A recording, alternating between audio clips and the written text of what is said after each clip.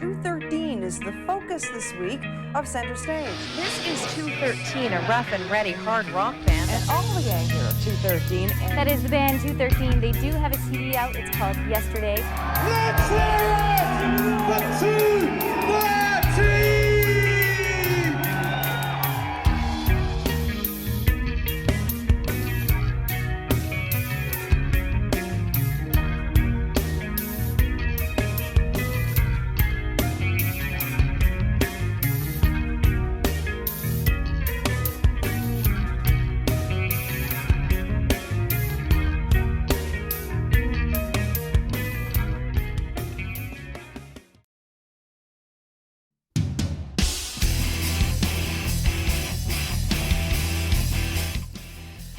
So people still ask me about the red bass I had during the 213 era.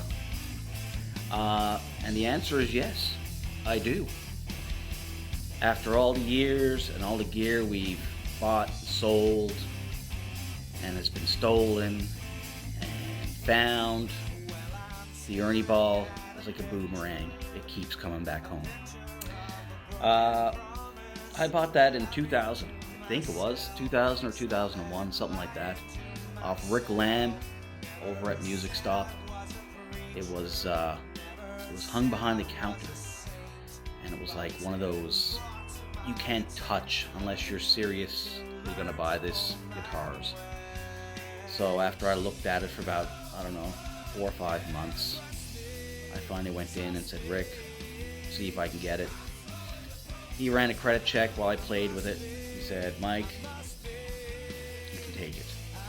And I left that day with it and went to rehearsal that night and surprised the boys.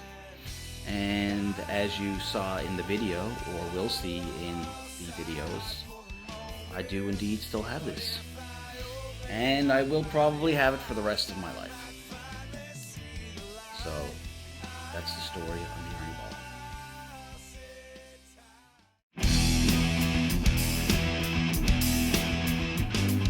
So yeah, I've only recently kind of rediscovered my most valuable item. My parents recently sent me over a box from my old bedroom, and inside was a bunch of cassette tapes. Inside, I found this. This is 213 Fish Shop Rehearsal, November 15th, 2000. It's about 12 songs on this cassette. Most pre-Yesterday album. I think there's only 2 songs on it that actually made it to the Yesterday album. One being Liberty, which is the oldest song on that CD.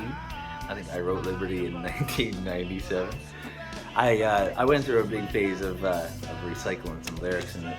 And there's actually quite a few instances in this where there's lyrical content from Yesterday in completely different songs on this So as the future goes on, maybe I'll make some Facebook posts. The quality's not that great, but hey, for a memory, like, you can't buy that kind of stuff.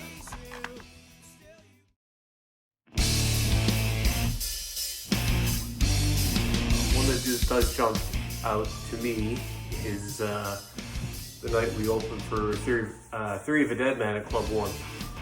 So there was a pretty good buzz going around the city and all that of the band. And it was a good bill for us. It was a good fit. 213 Theory of a Dead Man, kind of, somewhat same genre, I suppose. I think we were definitely heavier, but I do remember getting to the club that night, Club 1, and it was absolutely packed from the front row, right in front of the stage, to the very, very back.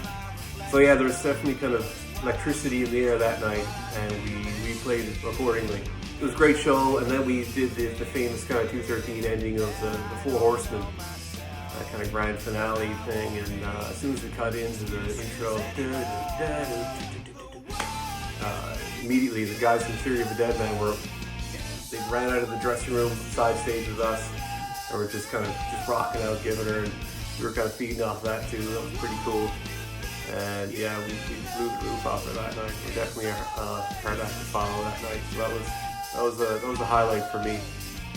One of many, but that was a good one. Funny lyrical fact about number 2, actually. There's a line in the second verse of that song that makes no sense at all. Seriously.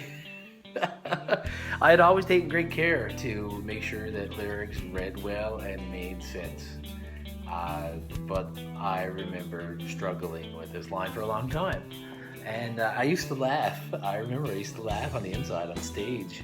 You'd see girls and up in front of the stage singing along and so into it. The line reads, just to tell me, because I remember to. Just to tell me, because I remember to. Makes no sense in English, really. When we recorded it, I was still having a hard time whether deciding to change it to something else, but by this time, it had wormed its way into being something real. And it just proves that not everything has to carry this deep underlying message. Sometimes it's just about how cool the words sound coming out of your mouth. Seems this 20-year-old song has taken on some new life. From 2002's Yesterday, this is number 2.